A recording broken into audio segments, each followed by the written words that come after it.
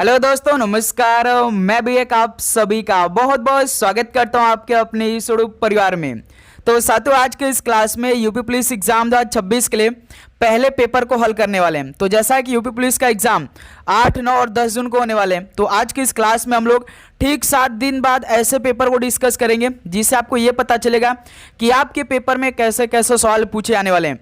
GK, Hindi, math, reasoning, तो वैसा ही प्रश्न पत्र आज के इस क्लास में हम लोग डिस्कस करेंगे। यदि साथियों आप सभी को ये चेक करना है कि आपके 8 जून के दोनों शिफ्ट में, 9 जून के दोनों शिफ्ट में और 10 जून के दोनों शिफ्ट में कैसे कैसे सवाल पूछे जा सकते हैं जीके, हिंदी, मैथ, रीजनिंग के, तो आज की इस क्लास को पूरा देख लीजिए, आप सभी को समझ में आ जाएंगे। क्योंकि बेस्ट लेवल के और एग्जाम ओरिएंटेड 90 क्वेश्चन इस क्लास में डिस्कस करेंगे और आप सभी का टारगेट 90 क्वेश्चन में से केवल 45 क्वेश्चन ठीक करने का होगा। ध्यान रखिएगा। तो एक तरह का एग्जैक्टली ये पहला क्वेश्चन पेपर होने जा रहे हैं 8 जून से पहले। तो साथियों, जैसा है कि यूपी पुलिस कांस्टेबल का एग्जाम 8 जून से शुरू होने जा रहे हैं और कल के बाद आप सभी का एग्जाम सिटी भी शो करने लगेगा, यानी 1 जून से। तो तैयार हो जाइए, रण का आगाज हो गया है, बस केवल 6 दिन का टाइम आप सभी के पास है। तो देख लीजिए साथियों, कैसे कैसे सवाल आप सभी के पेपर में पूछे जाएंगे आपके रियल शिफ्ट में। बहुत मेहनत के बाद ऐसा पेपर तैयार किया गया है जिससे आपको एक अंदाजा मिल सके और आप इसी तरह तैयारी अपनी कर सके जीके, हिंदी, मैथ, रीजनिंग में। तो साथियों, इस क्लास के सारे क्वेश्चन को हल करिए और सारे क्वेश्चन का उत्तर आप अपने परीक्षा में जाने से पहले जरूर से जरूर तैयार कर लीजिएगा, जिससे आपको अपने शिफ्ट में किसी प्रकार की दिक्कत ना आए और आने वाले दिनों में आप इसी तरह सारे क्वेश्चन को भी तैयार कर लीजिए देखकर। ओके, तो तैयार होइए। आज का पहला प्रश्न देखिए आपके स्क्रीन पर। पंचायतों को संवैधानिक दर्जा किस अनुच्छेद के तहत प्रदान किया गया है? पंचायतों को संवैधानिक दर्जा किस अनुच्छेद के तहत प्रदान किया गया? तो याद रखिए, अनुच्छेद 243 के तहत प्रदान किया गया है। तो पहले का बी ऑप्शन बिल्कुल राइट आंसर हो जाएंगे। और साथियों, लास्ट में आप सभी से आपका स्कोर भी पूछा जाएगा। तो 90 क्वेश्चन में से आप सभी कितना स्कोर बनेगा जरूर बताइएगा। ओके, भारत में रुपए का अवमूल्यन पहली बार किस वर्ष किया गया था? भारत में रुपए का अवमूल्यन पहली बार किस वर्ष में किया गया था? तो 1949 में किया गया था। ऑप्शन ए बिल्कुल राइट आंसर हो जाएंगे। नेक्स्ट अगला सवाल को देखिए, क्वेश्चन नंबर 3 को। अकबरनामा की रचना किसने की थी? अकबरनामा की रचना किसने की थी? तो अबुल फजल ने की थी अकबरनामा की रचना। बी ऑप्शन बिल्कुल राइट आंसर हो जाएंगे। नेक्स्ट अगला सवाल कॉल करिएगा, क्वेश्चन नंबर 4 का राइट आंसर क्या बनेगा? जलियांवाला बाग हत्याकांड के विरोध में किसने नाइटहुड की उपाधि त्याग दी थी? तो साथियों, जलियांवाला बाग हत्याकांड 1919 में हुआ था पंजाब राज्य में। तो इसके विरोध में किसने अपनी नाइटहुड की उपाधि त्याग दिया था? तो आप सभी को मालूम होगा, रविन्द्रनाथ टैगोर जी ने अपनी नाइटहुड की उपाधि त्याग दी थी। तो बी ऑप्शन बिल्कुल राइट आंसर हो जाएंगे। नेक्स्ट अगला सवाल को देखिए, क्वेश्चन नंबर 5 को। भारत में हरित क्रांति की शुरुआत मुख्य रूप से किस दशक में हुई थी? तो साथियों देखिए, हरित क्रांति से 2 सवाल पूछा जाता है। जैसे कि ये सवाल देखिए कि भारत में हरित क्रांति की शुरुआत मुख्य रूप से बात किया है, तो मुख्य रूप से यदि बात करेगा तो आप करेंगे 1960 पे टिक लगाएंगे। यदि आपसे सीधे ऐसे पूछ देगा कि भारत में हरित क्रांति की शुरुआत कब हुई थी, तो याद रखिए साथियों 1966 में भारत की बात कर रहा है। ठीक है, ऑप्शन भी दिया रहेगा, लेकिन इसमें देखिए 1966 ऑप्शन नहीं दिया है। ऑप्शन बी आपका परफेक्टली हो जाएगा 1960। ठीक है, ध्यान रखिएगा।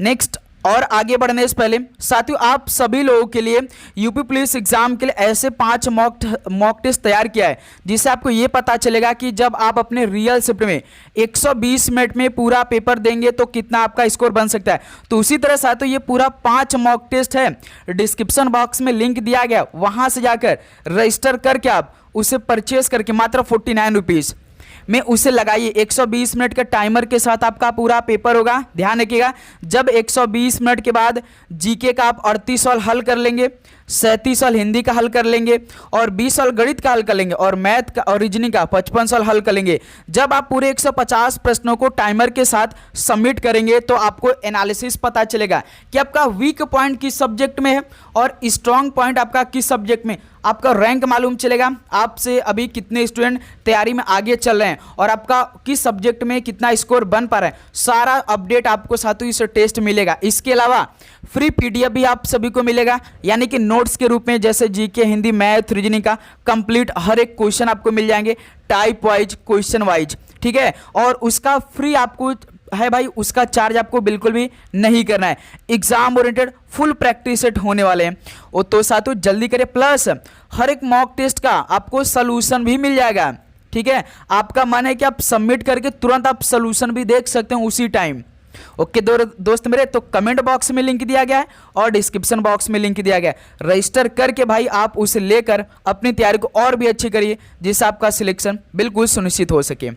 ठीक है, सभी स्टूडेंट को करना है भाई, मॉक टेस्ट लगाना है। कल के बाद हो सकता है कि और 5 मॉक टेस्ट उसमें ऐड कर दिया जाए। ओके, तो तैयार रहिए भाई। भारत में नगरीकरण की दर में वृद्धि का मुख्य कारण क्या है? तो साथियों, भारत में नगरीकरण की दर में वृद्धि का मुख्य कारण क्या है? तो औद्योगिक विकास और रोजगार अवसर है। बी ऑप्शन बिल्कुल राइट आंसर हो जाएंगे। नेक्स्ट अगला सॉल्व कॉल करिएगा क्वेश्चन नंबर 7 को। ओडीओपी के तहत लखनऊ जिले का प्रमुख उत्पाद कौन सा है? ओडीओपी के तहत लखनऊ जिले का प्रमुख उत्पाद इनमें से कौन सा है? तो याद रखिएगा, चिकनकारी है और जरदोजी है। तो बी ऑप्शन इस सॉल्व का बिल्कुल राइट आंसर हो जाएंगे। अगला सॉल्व कॉल करिए क्वेश्चन नंबर 8 को। एलिसा परीक्षण का उपयोग किसके लिए होता है? तो साथियों, जो एलिसा परीक्षण होता है इसका उपयोग किसके लिए होता है? तो एंटीबॉडी पता लगाने के लिए होता है एलिसा परीक्षण का उपयोग। बी ऑप्शन बिल्कुल राइट आंसर हो जाएंगे। नेक्स्ट अगला सवाल को देखिए क्वेश्चन नंबर 9 को। भारत में महिला सशक्तिकरण को बढ़ावा देने वाली बेटी बचाओ बेटी पढ़ाओ योजना कब शुरू हुई थी? तो साथियों, भारत में महिला सशक्तिकरण को बढ़ावा देने वाली बेटी बचाओ बेटी पढ़ाओ योजना कब शुरू हुई थी? तो इसकी शुरुआत 2015 में हो चुकी थी। ऑप्शन है बिल्कुल राइट आंसर हो जाएंगे। नेक्स्ट अगला सवाल को देखिए क्वेश्चन नंबर 10 को। 2011 जापान भूकंप और सुनामी की तीव्रता क्या थी जिसने फुकुशिमा परमाणु दुर्घटना को जन्म दिया था?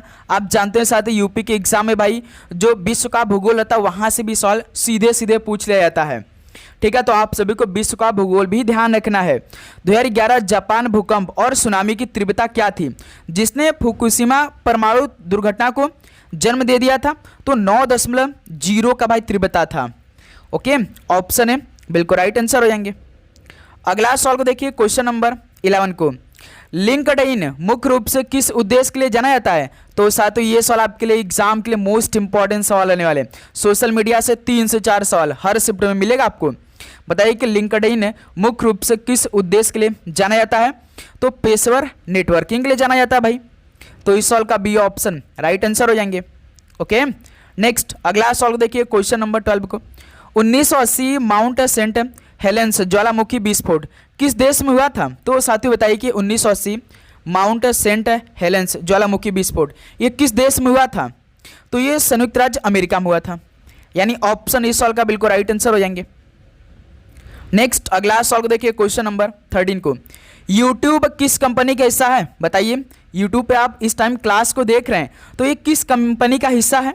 तो आप सभी को मालूम होना चाहिए ये गूगल का हिस्सा है। ठीक है, ऑप्शन है बिल्कुल राइट आंसर हो जाएंगे। अगला सवाल को देखिए क्वेश्चन नंबर 14 को। उत्तर प्रदेश में किस नृत्य शैली को प्रमुख स्थान प्राप्त है जो मुगल काल से जुड़ी हुई है? तो साथियों, उत्तर प्रदेश में किस नृत्य शैली को प्रमुख स्थान प्राप्त है जो कि मुगल काल से जुड़ी हुई है? तो याद रखिए वो कथक है मेरे दोस्त। ठीक है, ऑप्शन बिल्कुल राइट आंसर हो जाएंगे। जैसे भरतनाट्यम देखिए तमिलनाडु का है, कुचिपुड़ी आंध्र प्रदेश का, ओडिसी तो उड़ीसा राज्य का ही है। ओके, नेक्स्ट अगला सवाल को देखिए क्वेश्चन नंबर 15 को। उत्तर प्रदेश के प्राकृतिक संसाधनों में किस नदी को उत्तर प्रदेश की जीवन रेखा कहा जाता है जो सिंचाई और जल संसाधन प्रदान करती है? तो साथियों, उत्तर प्रदेश के प्राकृतिक संसाधनों में किस नदी को उत्तर प्रदेश की जीवन रेखा कहा जाता है जो सिंचाई और जल संसाधन प्रदान भी करती है? तो वो गंगा नदी है भाई। ऑप्शन इस सवाल का बिल्कुल राइट आंसर हो जाएंगे। तो साथियों, लास्ट में आप सभी से आपका स्कोर पूछा जाएगा। और यदि आप लोग चैनल पर नए हैं तो पहले तो भाई क्लास को आप सभी लोग लाइक कर देंगे, क्योंकि लगातार अपनी क्लास लाइव भी स्टार्ट हो चुकी है। सुबह देखिए एक 8:30 बजे क्लास होती है, एक 12 बजे के बाद क्लास होती है और एक रात 8 बजे के बाद क्लास स्टार्ट हो चुकी है। तो आप चैनल को सब्सक्राइब करने के बाद नोटिफिकेशन को भी ऑन कर लीजिए। ठीक है, उत्तर प्रदेश के प्राकृतिक संसाधनों में वन क्षेत्र कितने प्रतिशत है जो जैव विविधता प्रदान करता है? उत्तर प्रदेश के प्राकृतिक संसाधनों में वन क्षेत्र कितने प्रतिशत है जो जैव विविधता प्रदान करता है? तो लगभग 6 से 7% है। ऑप्शन ए राइट आंसर हो जाएंगे। अगला सवाल कॉल करिए क्वेश्चन नंबर 17 को। सुरक्षा आपकी संकल्प किस पुलिस का आदर्श वाक्य है? सुरक्षा आपकी संकल्प ये किस पुलिस का आदर्श वाक्य है? तो साथियों, याद रखिए उत्तर प्रदेश पुलिस का यह आदर्श वाक्य है। डी ऑप्शन बिल्कुल राइट आंसर हो जाएंगे। सुरक्षा आपकी संकल्प हमारा, ये परफेक्ट है। ठीक है, चलिए क्वेश्चन नंबर 18 को हल करिए। उत्तर प्रदेश में माध्यमिक शिक्षा परिषद यानी जो यूपी बोर्ड है, इनका मुख्यालय किस शहर में स्थित है? तो साथियों उत्तर प्रदेश में माध्यमिक शिक्षा परिषद का मुख्यालय किस शहर में स्थित है? तो याद रखिएगा ये प्रयागराज में स्थित है। तो इस सवाल का बी ऑप्शन बिल्कुल राइट आंसर हो जाएंगे। अगला सवाल कॉल करिए क्वेश्चन नंबर 19 को। उत्तर प्रदेश पुलिस में कुल कितने सशस्त्र बटालियन है और इनका मुख्य कार्य क्या है? बताइए साथियों, उत्तर प्रदेश पुलिस में कुल कितने सशस्त्र बटालियन है और इनका मुख्य कार्य क्या है? तो याद रखिए पूरे 25 देखिए सशस्त्र बटालियन है और इनका मुख्य कार्य होता है सीमा सुरक्षा करना। ठीक है, ऑप्शन ए राइट आंसर हो जाएंगे। दोस्त मेरे जैसा आप सभी सवाल पूछा, ठीक है, एक बात याद रखिए, उत्तर प्रदेश पुलिस में कुल कितने सशस्त्र बटालियन है? तो साथियों 33 याद रखिएगा सशस्त्र बटालियन है और दंगा नियंत्रण में होता है ना भाई इनका तो मुख्य कार्य, यानी बी ऑप्शन बिल्कुल राइट आंसर हो जाएंगे। भाई सशस्त्र बटालियन सीमा सुरक्षा कैसे करेंगे? वो दंगा नियंत्रण में मदद करते हैं, यानी इस सवाल का बी ऑप्शन बिल्कुल राइट आंसर होगा। इसको आप लोग सही कर लीजिए भाई अभी तुरंत। ओके, नेक्स्ट अगला सवाल को देखिए क्वेश्चन नंबर 20 को। चोरी के लिए दंड का प्रावधान भारतीय न्याय संहिता की किस धारा के तहत आता है? चोरी के लिए दंड का प्रावधान भारतीय न्याय संहिता की किस धारा के तहत आता है? तो साथियों याद रखिएगा धारा 303 के तहत आती है। तो ऑप्शन इस सवाल का बिल्कुल राइट आंसर हो जाएंगे। अगला सवाल को देखिए क्वेश्चन नंबर 21 को। संयुक्त राष्ट्र संघ यूएनओ के किस अंग को विश्व की लघु संसद कहा जाता है? तो साथियों संयुक्त राष्ट्र संघ के किस अंग को विश्व की लघु संसद कहा जाता है? तो महासभा को कहा जाता है भाई। तो बी ऑप्शन बिल्कुल राइट आंसर हो जाएंगे। अगला सवाल को देखिए क्वेश्चन नंबर 22 को। अंतर्राष्ट्रीय परमाणु ऊर्जा एजेंसी का मुख्यालय कहाँ स्थित है? तो साथियों अंतर्राष्ट्रीय परमाणु ऊर्जा एजेंसी का हेडक्वार्टर कहाँ पर स्थित है? तो वियना में स्थित है। सी ऑप्शन राइट आंसर हो जाएंगे। अगला सवाल को देखिए क्वेश्चन नंबर 23 को। एमनेस्टी इंटरनेशनल का मुख्य कार्य क्षेत्र क्या है? एमनेस्टी इंटरनेशनल का मुख्य कार्य क्षेत्र क्या है? तो याद रखिएगा मानवाधिकारों का संरक्षण करना है। ठीक है, सी ऑप्शन बिल्कुल राइट आंसर हो जाएंगे। चलिए दोस्त मेरे अगला सवाल कॉल करिए क्वेश्चन नंबर 24 को। भारत को ओलंपिक में पहला व्यक्तिगत स्वर्ण पदक किसने दिलाया था? बताइए, भारत को ओलंपिक में पहला व्यक्तिगत स्वर्ण पदक किसने दिलाया था? तो अभिनव बिंद्रा ने दिलाया था। ऑप्शन ए राइट आंसर हो जाएंगे। नेक्स्ट अगला सवाल कॉल करिए क्वेश्चन नंबर 25 को। मुख्यमंत्री कन्या सुमंगला योजना के तहत पात्र बालिकाओं को कुल कितनी धनराशि प्रदान की जाती है? मुख्यमंत्री कन्या सुमंगला योजना के तहत पात्र बालिकाओं को कुल कितनी धनराशि प्रदान की जाती है? तो पूरे 25,000 रुपये प्रदान की जाती है। सी ऑप्शन राइट आंसर हो जाएंगे। अगला सवाल को देखिए क्वेश्चन नंबर 26 को।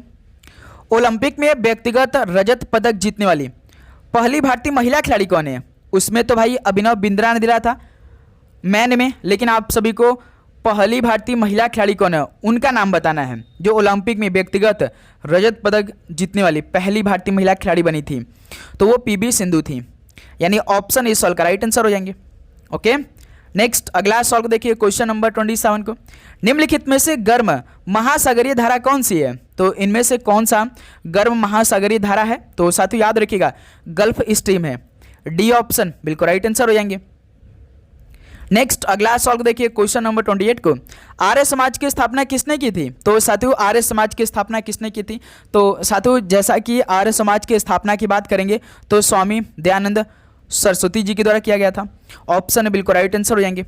और साथियों एक बात आप सभी से शेयर करनी है, जैसा कि साथियों आज आपका 31 मई है और कल से जून का महीना स्टार्ट हो जाएगा। ठीक 7 दिन बाद आप सभी का पेपर स्टार्ट हो जाएगा, जो कि 8 जून को, 9 जून को और 10 जून को समाप्त हो जाएंगे। अब साथियों आपको कैसे सिलेक्शन मिल सकता है, आपकी तैयारी और भी अच्छी हो सकती है, तो साथियों आपको एक काम करना है। सबसे पहले तो देखिए प्रीवियस ईयर का पूरा क्वेश्चन लगा लेना है। इस टाइम आप सभी को अधिक से अधिक मॉक टेस्ट को हल करना है। ठीक है, जितने भी क्वेश्चन हम साथियों क्लास में कराएंगे वो सीधे मॉक टेस्ट के सवाल होंगे, प्लस जो डिस्क्रिप्शन बॉक्स में लिंक दिया गया है और कमेंट बॉक्स में जो लिंक दिया गया है उससे जाकर आप पूरे पहले तो 5 मॉक टेस्ट को हल कर लीजिए। लगभग 750 क्वेश्चन उसमें मेरे दोस्त, उसको हल करिए। प्लस वहाँ से फ्री जो पीडीएफ आपको जीके, हिंदी, मैथ, रीजनिंग का मिलेगा उसको आप डाउनलोड कर लीजिए भाई अच्छी तरीके, और पूरे 5 मॉक टेस्ट को भी डाउनलोड कर लीजिए, उसका सोल्यूशन भी डाउनलोड कर लीजिए। आपके पास नेट रहे या न रहे आप उसको फिर भी पढ़ सकते हैं। ये पहला प्लेटफॉर्म आपके लिए हमने लॉन्च किया है। ठीक है मेरे दोस्त, तो रजिस्टर करके जाकर उसे आप ले लीजिए अच्छी तरीके से, जीके हिंदी मैथ रीडिंग सारा क्वेश्चन को हल कर लीजिए आप लोग। ठीक है, और जो आप अभी तक पढ़े हैं उसको आप रिवीजन करिए केवल, और क्लास में जितने भी हम लोग क्वेश्चन करेंगे उसको अच्छी तरीके से तैयार करिए केवल। ठीक है मेरे दोस्त, आपको किसी प्रकार की दिक्कत नहीं होगी। ओके, बस इतना काम आप सभी को करना है। निम्नलिखित में से कौन सा अप्रत्यक्ष कर यानी इनडायरेक्ट टैक्स है? तो साथियों कौन सा अप्रत्यक्ष कर यानी इनडायरेक्ट टैक्स है इनमें से? तो दोस्त मेरे याद रखिएगा वस्तु एवं सेवा कर यानी जो जीएसटी है, यानी ऑप्शन इस सॉल्व का बिल्कुल राइट आंसर हो जाएंगे। क्लियर? चलिए नेक्स्ट अगला सॉल्व को देखिए, क्वेश्चन नंबर 30 को। निम्नलिखित में से कौन सा हड़प्पा स्थल हरियाणा में है? तो बताएंगे आप सभी लोग कौन सा हड़प्पा स्थल हरियाणा में है? तो वो राखीगढ़ी है, सी ऑप्शन राइट आंसर हो जाएंगे। अगला सवाल को देखिए, क्वेश्चन नंबर 31 को। भारत का सबसे ऊंचा शिखर निम्नलिखित में से कौन सा है? तो साथियों भारत का सबसे ऊंचा शिखर इनमें से कौन सा है? तो वो कंचनजंगा है, डी ऑप्शन बिल्कुल राइट आंसर हो जाएंगे। अगला सवाल को देखिए, क्वेश्चन नंबर 32 को। बौद्ध संघ में स्त्रियों के प्रवेश की शुरुआत कहाँ हुई थी? बौद्ध संघ में स्त्रियों के प्रवेश की शुरुआत कहाँ से हुई थी? तो याद रखिए वैशाली से, बी ऑप्शन बिल्कुल राइट आंसर हो जाएंगे। अगला सवाल को देखिए, क्वेश्चन नंबर 33 को। दक्षिण भारत में स्थित बांध की पहचान करें। दक्षिण भारत में स्थित एक बांध है, वो कौन सी है? तो मेट्टूर बांध है, डी ऑप्शन राइट आंसर हो जाएंगे। पूरे 90 सवाल आज की इस क्लास में होंगे। जीके पहले होगा, उसके बाद हिंदी होगा, उसके बाद रीजनिंग होगा, उसके बाद आपका मैथ का होगा, लास्ट में इसको पूछा जाएगा। ठीक है, भारतीय संविधान का निम्नलिखित में से कौन सा अनुच्छेद भारत की द्विसदनीय संसद का प्रावधान करता है? तो साथियों भारतीय संविधान का कौन सा अनुच्छेद भारत की द्विसदनीय संसद का प्रावधान करता है? तो वो अनुच्छेद 79 करता है, तो सी ऑप्शन राइट आंसर हो जाएंगे। अगला सवाल को देखिए, क्वेश्चन नंबर 35 को। राज्य सरकार की बर्खास्तगी और राज्य विधानसभा के निलंबन और विघटन की सिफारिश करने की शक्ति किसके पास होती है? राज्य सरकार की बर्खास्तगी और राज्य विधानसभा के निलंबन और विघटन की सिफारिश करने की शक्ति किसके पास होती है? तो याद रखिएगा राज्यपाल के पास होती है शक्ति, तो बी ऑप्शन राइट आंसर हो जाएंगे। ठीक है, अगला सवाल को देखिए, क्वेश्चन नंबर 36 को। भारत में सबसे पुरानी तेल क्षेत्र जो तेल रिफाइनरी डिगबोई है, ये कब स्थापित की गई थी? तो भारत में सबसे पुरानी तेल रिफाइनरी डिगबोई कब स्थापित की गई थी? तो 1901 में स्थापित की गई थी। ठीक है, डी ऑप्शन बिल्कुल राइट आंसर हो जाएंगे। अगला सवाल को देखिए, क्वेश्चन नंबर 37 को। किस संवैधानिक संशोधन अधिनियम ने सर्वोच्च न्यायालय और उच्चतम न्यायालयों में न्यायाधीशों की नियुक्ति की कॉलेजियम प्रणाली को प्रतिस्थापित कर दिया है? किस संवैधानिक संशोधन अधिनियम ने सर्वोच्च न्यायालय और उच्चतम न्यायालयों में न्यायाधीशों की नियुक्ति की कॉलेजियम प्रणाली को प्रतिस्थापित कर दिया है? तो वो सातु 99वां संविधान संशोधन अधिनियम है, तो इस सवाल का बी ऑप्शन बिल्कुल राइट आंसर हो जाएंगे। अगला सवाल को देखिए, क्वेश्चन नंबर 38 को। किस मंदिर को ब्लैक पैगोडा के नाम से भी जाना जाता है? तो साथियों किस मंदिर को ब्लैक पैगोडा के नाम से भी जाना जाता है? तो सूर्य मंदिर को, जो कि कोणार्क में स्थित है, सी ऑप्शन राइट आंसर हो जाएंगे। अगला सवाल को देखिए, क्वेश्चन नंबर 39 को। संयुक्त राष्ट्र यूएन द्वारा किस वर्ष को अंतर्राष्ट्रीय वन वर्ष यानी इंटरनेशनल ईयर ऑफ फॉरेस्ट घोषित किया गया था? तो बताइए साथियों यूएन द्वारा यानी संयुक्त राष्ट्र द्वारा किस वर्ष को इंटरनेशनल ईयर ऑफ फॉरेस्ट यानी अंतर्राष्ट्रीय वन वर्ष घोषित किया गया था? तो साथियों याद रखिएगा 2011 में घोषित किया गया था, तो सी ऑप्शन राइट आंसर हो जाएंगे। अगला सवाल को देखिए, क्वेश्चन नंबर 40 को। भारत के प्रथम कृषि विश्वविद्यालय की स्थापना किस तिथि को हुई थी?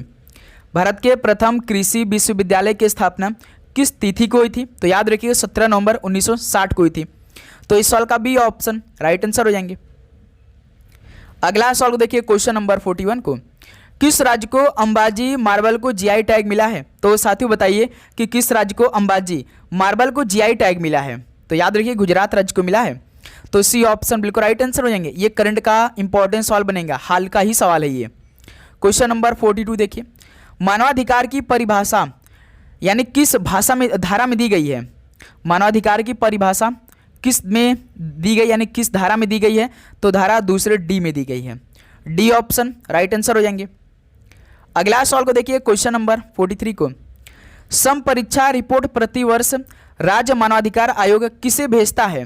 तो साथियों सम परीक्षा रिपोर्ट प्रतिवर्ष राज्य मानवाधिकार आयोग किसे भेजता है?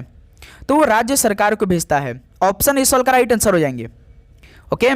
नेक्स्ट अगला सवाल देखिए क्वेश्चन नंबर 44 को, प्रधानमंत्री कृषि सिंचाई योजना यानी PMKSY की शुरुआत कब हुई थी?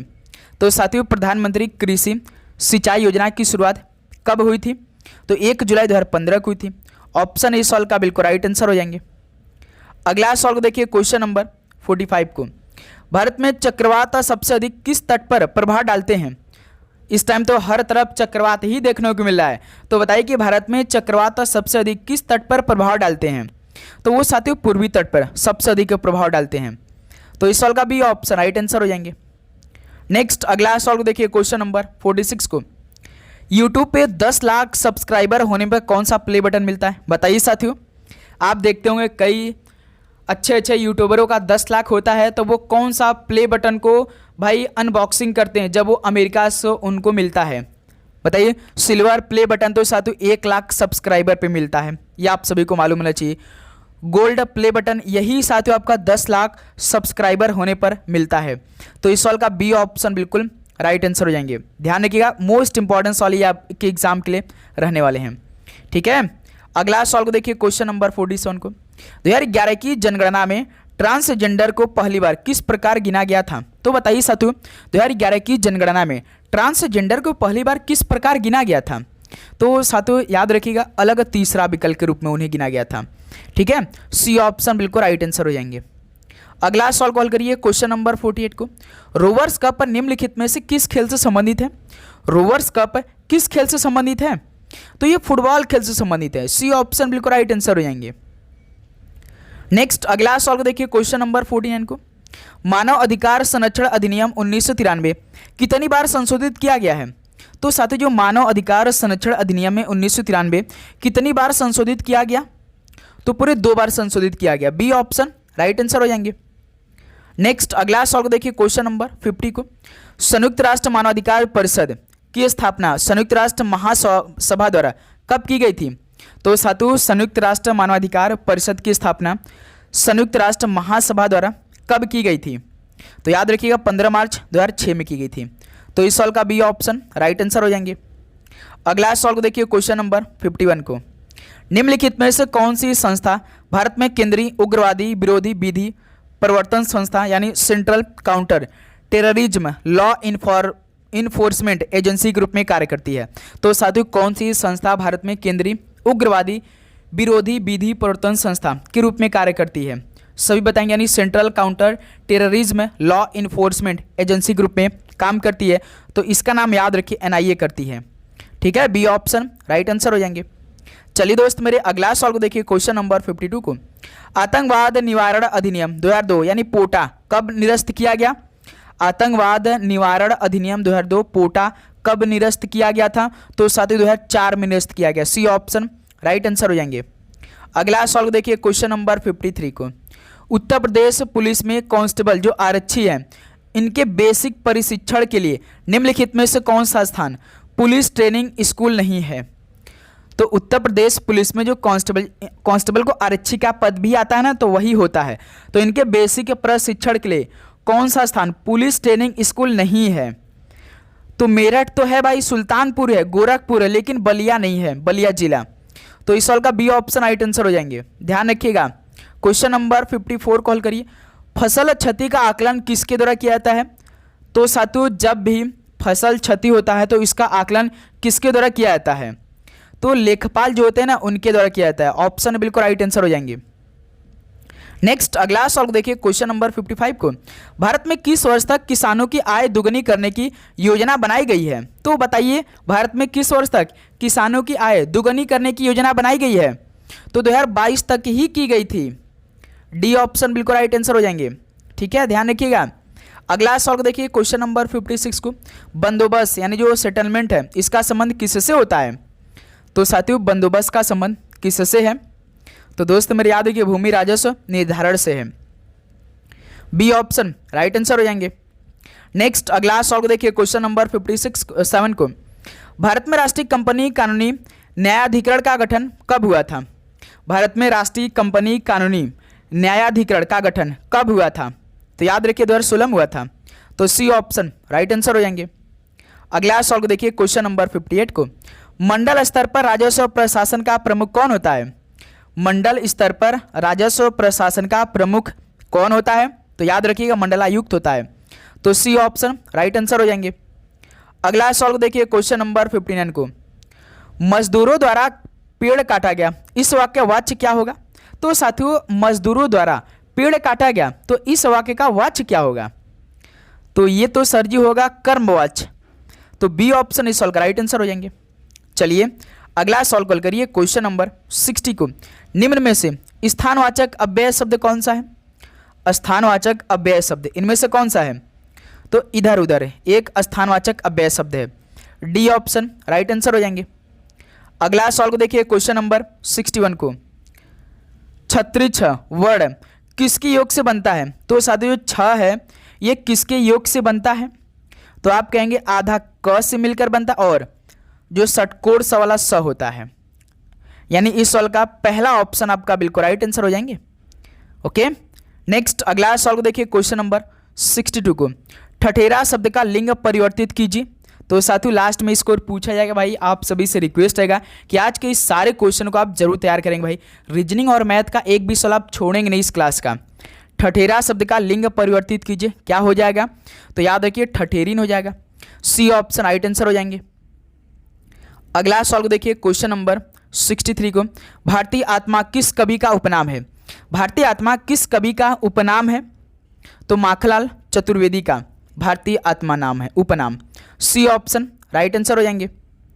नेक्स्ट अगला सॉल्व देखिए क्वेश्चन नंबर 64 को। निम्नलिखित में से मुख का विलोम शब्द क्या होगा?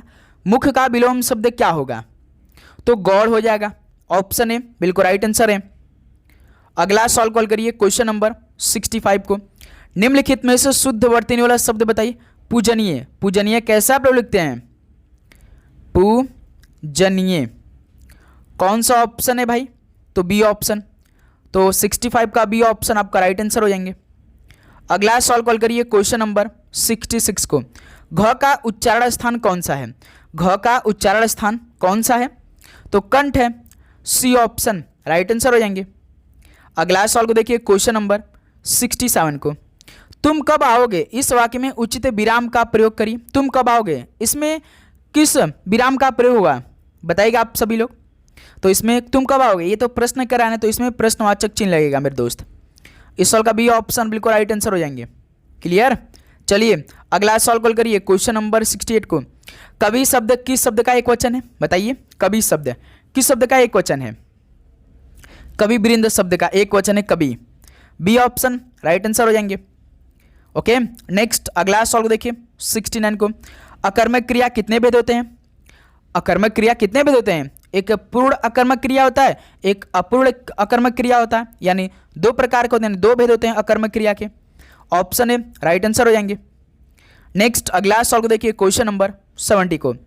मगही किस उपभाषा की बोली है? तो बताइए साथियों मगही ये किस उपभाषा की बोली है? तो ये बिहारी हिंदी की उपभाषा बोली है मगही। डी ऑप्शन बिल्कुल राइट आंसर हो जाएंगे। ओके नेक्स्ट अगला सवाल देखिए क्वेश्चन नंबर 71 को। निम्नलिखित वाक्यों में से भविष्यत काल को पहचानिए। इन वाक्यों में से भविष्यत काल को पहचाना है तो कौन सा है? तो दोस्त मेरे याद रखिए मैं कल घूमने जाऊंगी, ये भविष्यत काल है ना, मैं कल घूमने जाऊंगी। सी ऑप्शन राइट आंसर हो जाएंगे। अगला सवाल देखिए क्वेश्चन नंबर 72 को। जिसका जन्म अग्र पहले हुआ हो वाक्यांश के लिए सार्थक शब्द क्या होगा? तो साथियों बताइए कि जिसका जन्म पहले हुआ हो, इस वाक्यांश के लिए एक सार्थक शब्द बताइए। तो अग्रज हो जाएगा, यानी ऑप्शन इस सॉल्व का राइट आंसर हो जाएंगे। नेक्स्ट अगला सॉल्व देखिए क्वेश्चन नंबर 73 को। जगन्नाथ शब्द में कौन सी संधि है? तो साथियों जगन्नाथ शब्द में कौन सी संधि है? तो इसमें व्यंजन संधि है। सी ऑप्शन राइट आंसर हो जाएंगे। नेक्स्ट अगला सॉल्व देखिए क्वेश्चन नंबर 74 को। असंगत की पहचान करिए। बताइए साथियों, इस तरह का सवाल ना आपको मैथ में भी दे सकता है, रीजनिंग में भी दे सकता है। तो असंगत की पहचान करना आप सभी को 63, 63, 23, 63, 17 और 11 दिया है। बताइए इनमें से कौन सा असंगत है? जैसे साथियों ध्यान से देखिए, जो 23 यानी 23 जो है और 17 जो है और एक 11 है, ये कैसी संख्या है? तो ये प्राइम नंबर यानी अभाज्य संख्या है। क्यों साथियों? ये अभाज्य संख्या है। अभाज्य संख्या वो संख्या होती है ना जो केवल एक से कटती है और केवल अपने आप से कटती है, यानी सेल्फ से कटती है। लेकिन 63 जो संख्या है ये तो साथियों भाज्य संख्या है ना, इसके कई गुणनखंड हो जाते हैं। तो ध्यान रखिएगा 63 एक असंगत है इनमें, क्योंकि एक भाज्य संख्या है। 23, 17, 11 एक क्या है, अभाज्य संख्या है। तो इसलिए बी ऑप्शन इस सवाल का राइट आंसर हो रहे हैं। क्लियर। अगला सवाल को देखिए, क्वेश्चन नंबर 75 का राइट आंसर क्या बनेगा। यदि शब्द कैटास्ट्रोफ अक्षरों को वर्णमाला क्रम में पुनः व्यवस्थित किया जाता है तो पुनर्व्यवस्था के बाद कौन सा अक्षर मध्य क्रम होगा, बताइए। कोई इसमें विषम नंबर में संख्या होगी तभी तो भाई, बीच में कोई संख्या आएगी। जैसे गिन लेते हैं 1, 2, 3, 4, 5, 6, 7, 8, 9, 10, 11। देखिए 11 है, यानी 5 इधर होगा, 5 इधर होगा, बीच में कोई अक्षर आ जाएगा। तो देखिए साथियों क्या दिया, कैटास्ट्रोफ है, CATA STROPHE। पहले तो साथियों आपको ना अक्षरों को वर्णमाला क्रम में पुनः व्यवस्थित करना है। तो सबसे पहले कौन आएगा, ए आ जाएगा। फिर देखिए ए 2 बार दिया है तो एक बार फिर से ए आ जाएगा। बी नहीं है, सी है, लेकिन तो सी यहाँ पे आ जाएगा। सी के बाद देखिए डी नहीं है, ई है तो ई यहाँ पे आ जाएगा। ई, एफ, जी, एच है तो एच यहाँ पे आ जाएगा। HIJKLMN। ओ दिया है, देखिए यहाँ पे ओ है तो ओ यहाँ पे, ओ पी भी दिया है तो पी यहाँ पे आ जाएगा। पी क्यों नहीं दिया, आर डायरेक्ट दिया, आर के बाद यस दिया है, और टी देखिए 2 बार दिया तो टी यहाँ पे हो जाएगा। तो 5 देखिए 1, 2, 3, 4, 5 इधर हो गए, 1, 2, 3, 4, 5 इधर हो गए। बीच में कौन बच रहा है, ओ बच रहा है।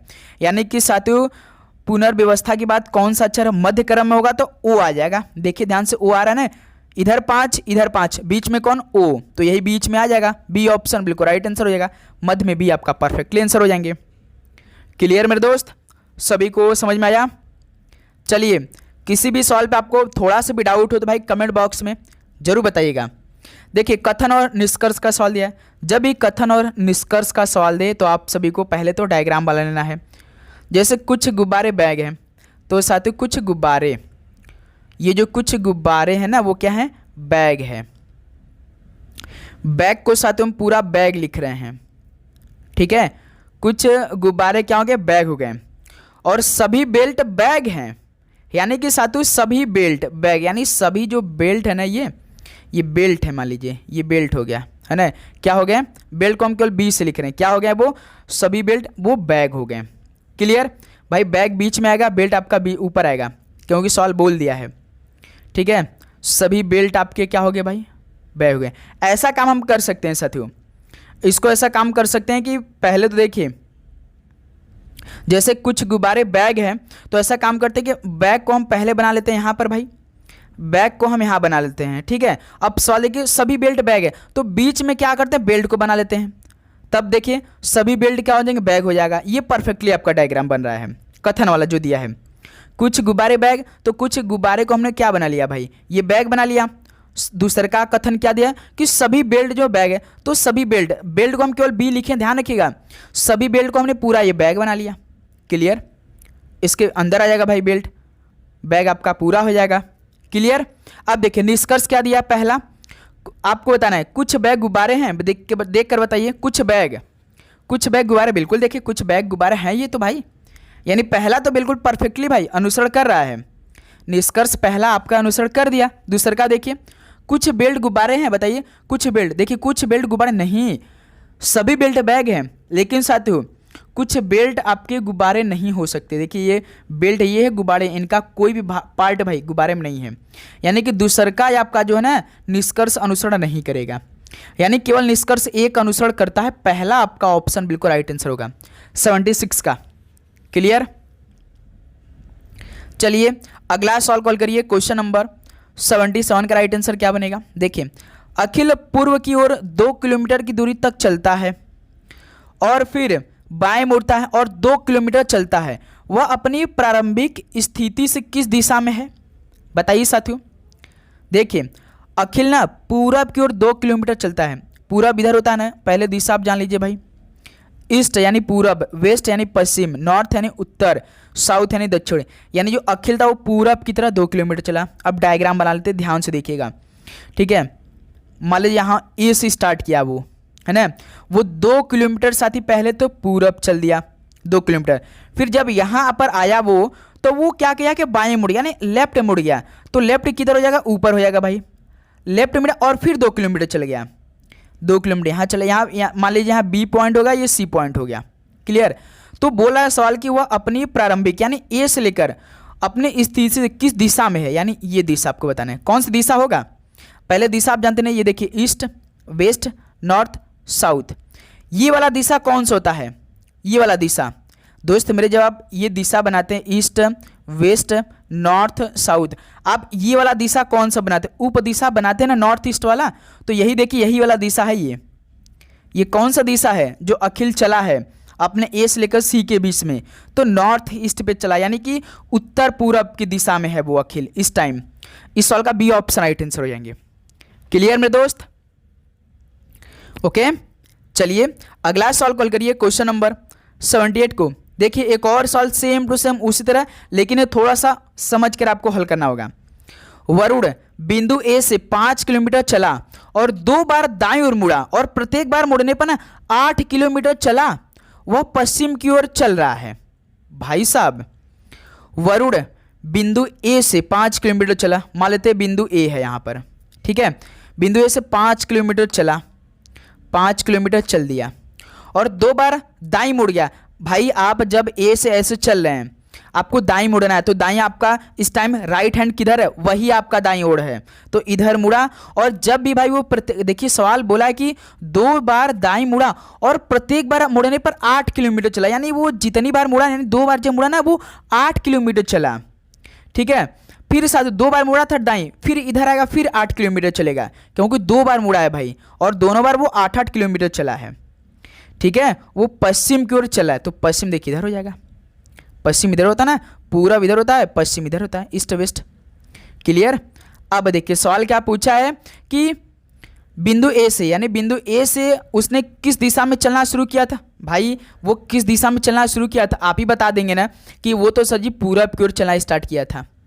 ये तो भाई हम केवल ए से 5 किलोमीटर चलाकर हम बता सकते थे, यदि हम अंतिम लाइन को पढ़ लेते तो, कि बिंदु ए से उसने किस दिशा में चलना शुरू किया था, लेकिन ये पश्चिम का दिशा आपको ध्यान रखना था, यहीं से आपका पूरा सवाल हल होता भाई, क्योंकि पश्चिम को इधर ही होता पश्चिम, यानी वो किधर की तरफ चलना शुरू किया था भाई बिंदु ए से, तो पूरब की तरफ, तो इस सवाल का भी ऑप्शन राइट आंसर हो जाएंगे।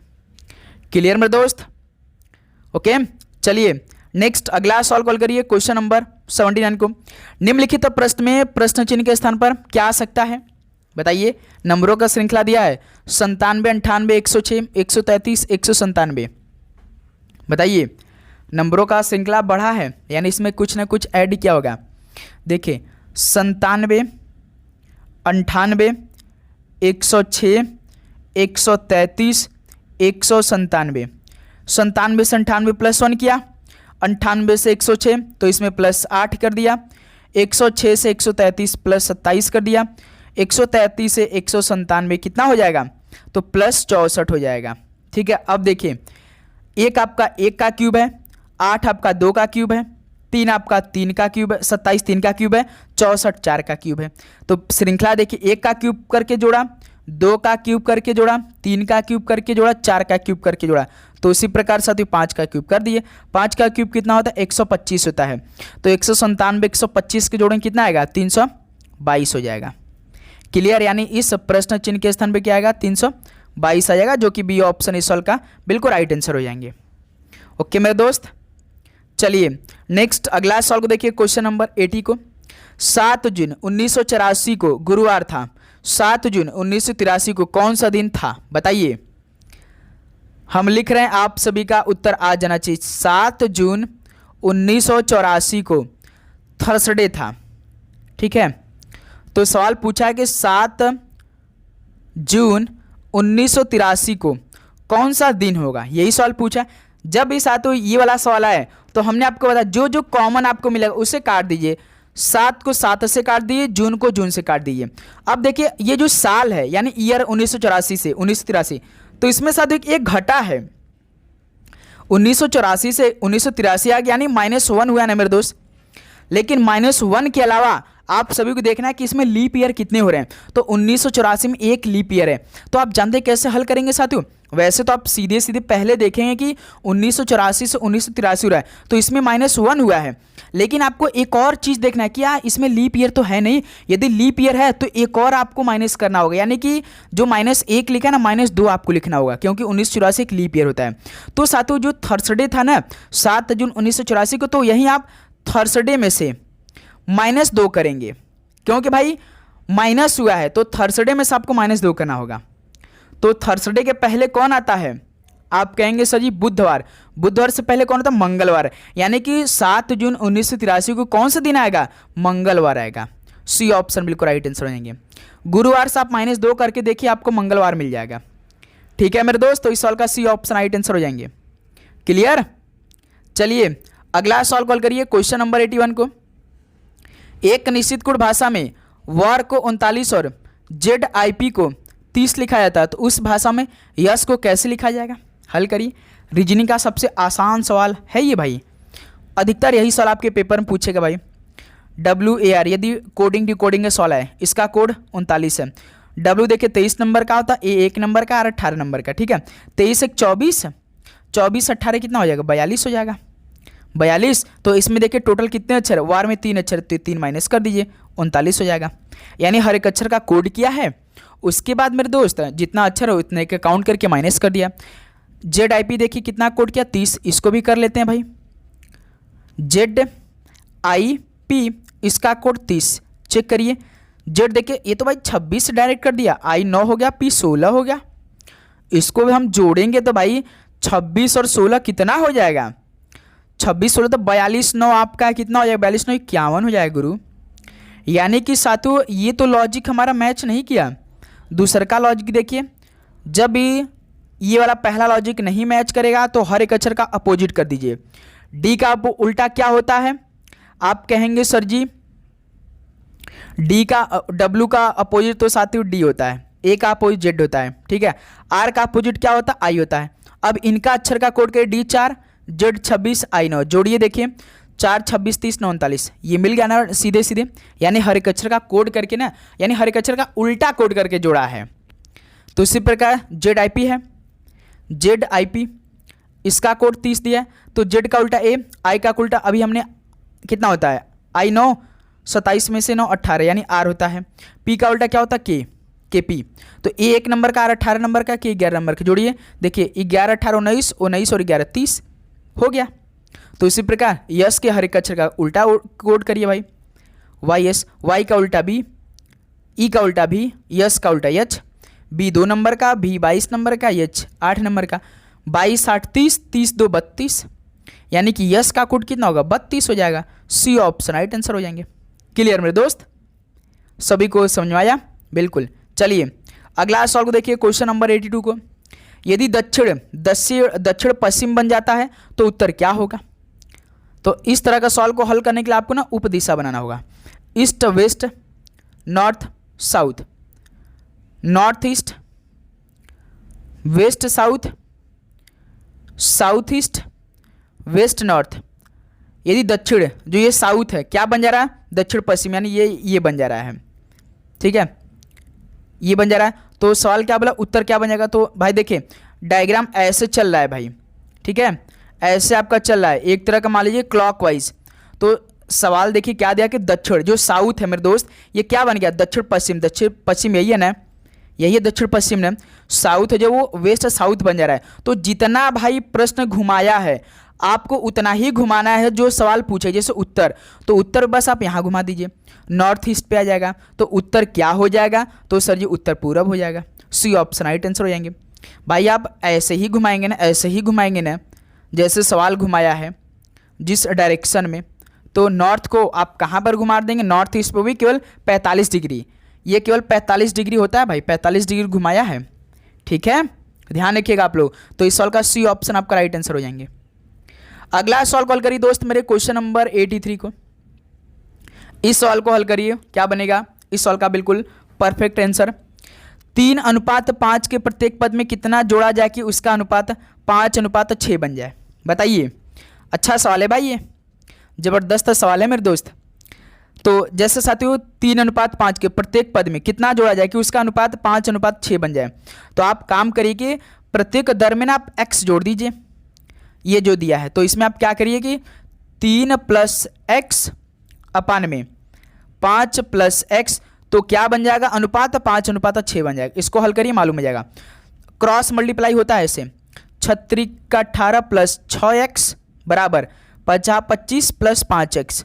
क्लियर। अब देखिए ये 6x है, ये 5x है, तो घट जाएगा भाई, तो केवल x बचेगा, 1x बचेगा। और ये 18 या 25 है, तो इसमें भी से घट जाएगा, 25 में से 18 घटा देंगे। तो साथियों x की वैल्यू कितना आएगा, 25 में से 18 जब आप माइनस करेंगे तो कितना आएगा, 7 आएगा।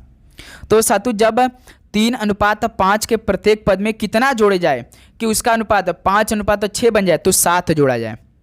ठीक है मेरे दोस्त, तो ध्यान रखिएगा, मोस्ट इंपॉर्टेंट सवाल है। ओके मेरे दोस्त, कैसे, अब आप अप्रूव करिए कि सर सही है। जैसे देखिए जब आपने x की वैल्यू 7 निकाला तो हमने 3 + x किया है, 5 + x किया है। तो देखिए 3 + x की वैल्यू कितना था, 7 हमने निकाला, और 5 + x किया था तो 5 + 7 कर दिए। देखिए 7 × 3 = 10, 7 × 5 = 12। इसको शॉर्ट फॉर्म बनाइए, 2 × 5 = 10, 2 × 6 = 12। देखिए यही बन गया कि नहीं, इसका मतलब कि हमारा सही आंसर है। ठीक है, चलिए अगला सॉल्व को देखिए, क्वेश्चन नंबर 84 को। किसी समबाहु त्रिभुज का परिमाप 36 मीटर है और इसके शीर्ष की ऊंचाई 6 मीटर है, तो त्रिभुज का क्षेत्रफल ज्ञात कीजिए। भाई त्रिभुज का क्षेत्रफल क्या होता है, हाफ बेस इंटू हाइट होता है। बेस तो नहीं दिया, लेकिन बेस आपको निकालना पड़ेगा, बताइए। तो दोस्त मेरे कैसे हल कर सकते, परिमाप लेकिन 36 मीटर दिया है, इसके मदद से आप निकाल सकते हैं। कैसे, पहले तो आप सभी को मालूम होना चाहिए समबाहु जो त्रिभुज का परिमाप होता है, समबाहु त्रिभुज का जो परिमाप होता है उसका फॉर्मूला क्या होता है। आप कहेंगे सर जी 3a होता है, लेकिन इसका वैल्यू आपको 36 दे रखा है, तो यहाँ से 3a हो जाएगा। 3a का वैल्यू कितना दिया, 36, तो a का वैल्यू क्या हो जाएगा, 36/3 हो जाएगा। तो यहाँ से जब काटेंगे पीटेंगे तो 12 आ जाएगा। तो a का साथियों वैल्यू 12 हो गया। जानते क्या आ गया, ऊंचाई तो 6 दिया, ये बेस आ गया आपका। तो अब देखिए जो सवाल पूछा है त्रिभुज का क्षेत्रफल, तो आप इसको हल कर सकते हैं, बेस इंटू हाइट लगा दीजिए, आंसर आ जाएगा। ठीक है, समबाहु त्रिभुज का परिमाप होता है साथियों 3a, लेकिन इसमें देखिए समबाहु त्रिभुज का परिमाप डायरेक्ट दे रखा है, तो 36, तो a का वैल्यू यहाँ 3a फॉर्मूला होता है। ठीक है, 3a = 36, तो a का वैल्यू कितना होगा, 36/3, तो 3 का भाग 36 में देंगे तो 12 आ जाएगा। तो a का वैल्यू कहाँ से हो जाएगा, कितना हो जाएगा, 12 निकल के आएगा। अब साथियों देखिए हाइट भी आपको क्या दे रखा है, 6 मीटर दिया है, और आपका बेस भी आ गया। तो सवाल क्या पूछा है, एरिया ऑफ ट्रायंगल पूछा, तो क्या हो जाएगा formula, half base into height. तो हाफ अभी हमने बेस कितने रूप में निकाला, 12, और हाइट आपका 6, तो इसको हल करिए, 2 × 6 = 12, 6 × 4 = 36 वर्ग मीटर हो जाएगा।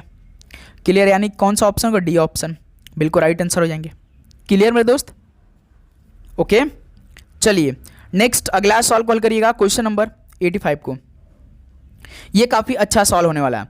जब एक संख्या के 75% में 75 जोड़ा जाता है तो स्वयं संख्या प्राप्त होती है, वो संख्या कितनी होगी, बताइए दोस्त मेरे। ये काफ़ी बेहतरीन सवाल आपके एग्जाम के लिए होने वाला है। जब एक संख्या के 75% में 75 जोड़ा जाता है तो वह स्वयं संख्या प्राप्त होती है, वो संख्या कौन सी होगी। मान लीजिए थी वो संख्या x से जोड़ लेते हैं हम लोग ना, तो x का 75%, एक संख्या के 75% जोड़ने पर 75% जोड़ने पर कितना हो जाता है भाई, x हो जाता है। ठीक है, तो यहाँ से x × 75/100।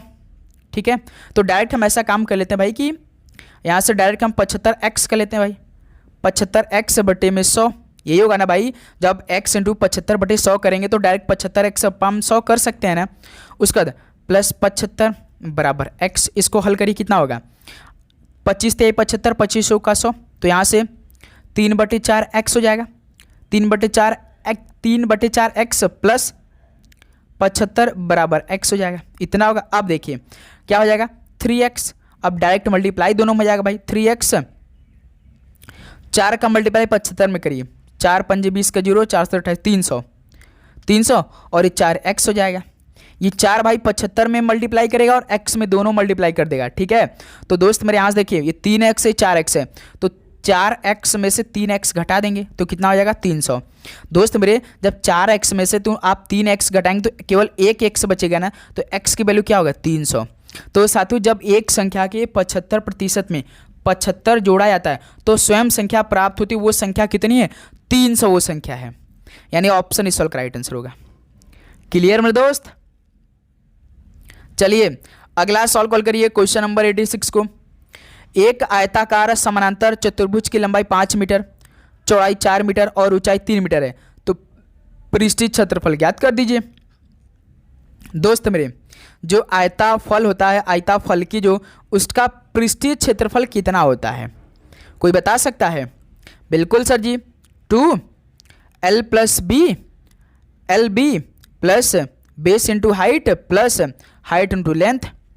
ठीक है, 2 लेंथ कितना दिया है, यानी लंबाई 5 दिया है, ब्रेथ कितना दिया, 4 दिया है, प्लस फिर ब्रेथ कितना दिया है गुरु, 4 दिया है, हाइट कितना दिया, 3 दिया है, प्लस हाइट कितना दिया है, 3 दिया है, हाइट आपका लंबाई 5 मीटर, हाइट 3 दिया है और लंबाई 5 मीटर दिया। इसको हल करिए, आंसर आ जाएगा 2 5 का 20 प्लस 4 3 12 प्लस 3 5 15, तो 2 × 20 12 32, 32 और 15 कितना होता है, 37, 20 एक सेकेंड 20 12 32 15 47 होता है गुरु, 47 दूना 2 7 14 2 चौका 1 9 यानी 94, यानी 94 वर्ग मीटर हो जाएगा आपका, यानी सी ऑप्शन राइट आंसर हो जाएंगे। दोस्त मेरे, जो आयताफल की उसका पृष्ठीय क्षेत्रफल कितना होता है, फॉर्मूला याद रखिएगा, 2 ब्रैकेट में length into breadth plus breadth into height plus height into length होता है। ठीक है, सारा डेटा आपको दे रखा, बस आपको रखकर हल करना था। ठीक है, चलिए अगला सॉल्व कॉल करिए क्वेश्चन नंबर 87 को। एक विद्यालय में 4800 छात्र हैं जिसमें 60% लड़कियां हैं, तो विद्यालय में लड़कों की संख्या कितनी होगी, बताइए दोस्त मेरे। लड़कों की कुल संख्या निकालना है, जैसे कि देखिए एक विद्यालय में 4800 छात्र हैं भाई, है ना, जिसमें से 60% तो गर्ल हो गई, तो बॉय कितने हो गए, 40%। क्यों मेरे दोस्त, आप एक स्कूल में पढ़ रहे हैं, मान के चलिए कि आपके स्कूल में 60% लड़कियां हैं, तो जाहिर सी बात है कि 40% लड़के होंगे ना, क्योंकि पूरे 100% लड़के और लड़कियां होती हैं, जिसमें से 60% लड़कियां होंगी तो 40% लड़के हो जाएंगे। तो सिंपल सा है, आप क्या करिए, 4800 छात्र हैं तो 4800 का 40% निकाल दीजिए, 40 × 4800 कितना हो जाएगा, बट्टे में 100, इसको मल्टीप्लाई करिए, हल करिए, गुणा करिए, आंसर आएगा कितना आएगा, 4 8 32 का 2 3, 4 चौका 16 3 19, यानी 1920 लड़कों की संख्या है, यानी इस सवाल का सी ऑप्शन राइट आंसर हो जाएंगे। क्लियर मेरे दोस्त, इस सवाल में आप सभी को किसी प्रकार का डाउट बिल्कुल नहीं। चलिए नेक्स्ट अगला सवाल कॉल करिए क्वेश्चन नंबर 88 को। वह छोटी से छोटी संख्या जिसे 8 9 12 तथा 15 से भाग देने पर हमेशा शेष 1 बचे। जब इस तरह का सवाल आए तो तुरंत आप मेरे दोस्त क्या करिए, एलसीएम निकाल लीजिए। 8 9 12 8 9 12 और 15 से भाग देने पर हमेशा शेष 1 बचे।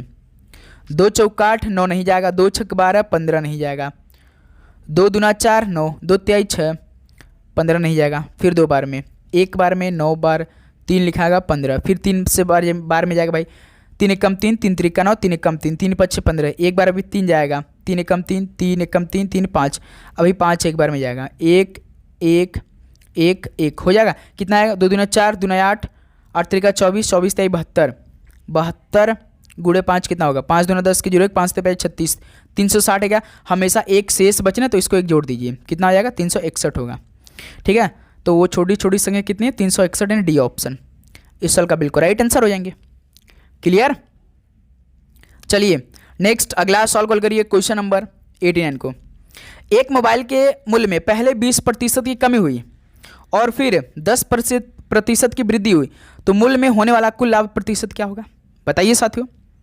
दोस्त मेरे देखिए, x + y फॉर्मूला जानते हैं ना, ये वाला x × y अपान में 100, जो कम हो रहा है उसमें माइनस आपको करना है। जैसे x आपका 10% की कमी हुई तो इसको क्या करेंगे आप, -20 लिखेंगे। ठीक है, प्लस का साइन एज इट इज रहने देंगे, 10% की वृद्धि हुई तो 10 को एज इट इज रहने दीजिए। ठीक है, माइनस x, फिर 20% कमी, यानी कि यहाँ पे क्या हो जाएगा, -20 होगा, क्योंकि प्लस माइनस यहाँ पे देखिए फार्मूला में आपके प्लस है, लेकिन यहाँ पे 20% की कमी हुई, लेकिन हम क्या करेंगे, माइनस लेंगे, तो प्लस माइनस कितना होगा, माइनस होगा। ठीक है, मल्टीप्लाई 10 होगा, बटे में 100 हो जाएगा। इसको हल करिए, -20 + 10 कितना हो जाएगा, आप कहेंगे सर जी -10। ठीक है, फिर यहाँ से माइनस एक जीरो से एक जीरो कैंसिल, एक जीरो से एक जीरो कैंसिल, -2 होगा, कितना -10 -2 कितना होगा, आप कहेंगे -12 होगा। तो कितने प्रतिशत की लाभ हुआ होगा, 12% का। इसमें माइनस प्लस नहीं दिखाया जाता है, तो इस साल का सी ऑप्शन राइट आंसर हो जाएंगे। क्लियर मेरे दोस्त? ओके, चलिए अगला सॉल्व कॉल करिए जरा। क्वेश्चन नंबर 90 का राइट आंसर क्या बनेगा? यदि मैं एक रेडियो 300 रुपये खरीदता हूँ, यदि साथियों आप कोई सामान 300 रुपये खरीद रहे हैं, एक रेडियो 300 रुपये खरीद रहे हैं, ठीक है, अच्छी बात है, तथा 330 रुपये में बेचता हूँ और आप घर जाकर उसे 330 रुपये में बेच देते हैं, तो लाभ कितना होगा, बता दीजिए भाई। कोई सामान आप 300 रुपये खरीद रहे हैं, 330 रुपये में बेच रहे हैं, तो पहले तो साथियों आपको देखिए 30 रुपये का लाभ हुआ है। किससे हुआ है? जो आपने कास्ट प्राइस लगाया है, तो 300 पे प्रतिशत निकालना, तो 100 का मल्टीप्लाई कर दीजिए, डबल जीरो से डबल जीरो कैंसिल, 30/3 यानी कितना होगा, 10% का लाभ होगा हमें। यानी इस सवाल का बी ऑप्शन बिल्कुल राइट आंसर हो जाएंगे मेरे दोस्त। क्लियर? तो साथियों फाइनली 90 सवाल कंप्लीट हो गया। अब बताइए साथियों आप सभी का इन 90 क्वेश्चन में कितना स्कोर बना? सभी स्टूडेंट ईमानदारी के साथ बताएंगे। तो उम्मीद करूंगा दोस्त आप सभी को हर एक क्वेश्चन का आंसर बहुत ही शानदार तरीके से याद हो गया होगा। यदि साथियों आपको किसी भी प्रकार का डाउट है किसी सवाल में, तो दोस्त मेरे आप कमेंट बॉक्स में ज़रूर बता दीजिए, क्योंकि साथियों अब टाइम हमारे पास बिल्कुल भी नहीं है, ज़्यादा समय बिल्कुल भी नहीं है। अब देखिए एग्ज़ाम नज़दीक आ चुका है, जितने भी हम सॉल्व को करेंगे आपके एग्जाम ओरिएंटेड सारे क्वेश्चन को डिस्कस करेंगे। जो कमेंट बॉक्स में और डिस्क्रिप्शन बॉक्स में लिंक दिया गया उसे जाकर आप लीजिए अच्छी तरीके से, और अपनी तैयारी को एक 4 चांद लगाइए मेरे दोस्त, रजिस्टर करके उस मॉक टेस्ट को तो आप लगाइए, जिससे आपका सिलेक्शन सुनिश्चित हो सके। और साथियों आप चैनल पर नए तो सब्सक्राइब करने के बाद नोटिफिकेशन को भी ऑन कर लेंगे, क्योंकि क्लास आपके पूरे एग्जाम तक चलने वाली है। ओके, तो आप सभी को एग्जाम के लिए बेस्ट ऑफ लक। और साथियों आप यहाँ से जितने भी प्रीवियस ईयर के क्वेश्चन पढ़े हैं उसको बार बार रिवीजन करिए, तैयार करिए उन्हीं क्वेश्चनों को, ठीक है मेरे दोस्त। तो आप सभी को all the very best, God bless you. भगवान भोलेनाथ का आशीर्वाद आप पे बना रहेगा। भाई आपका पेपर बहुत अच्छा जाने वाले हैं, आपकी मेहनत बहुत ही अच्छी है। ओके, तो सभी को God bless you, all the very best, धन्यवाद।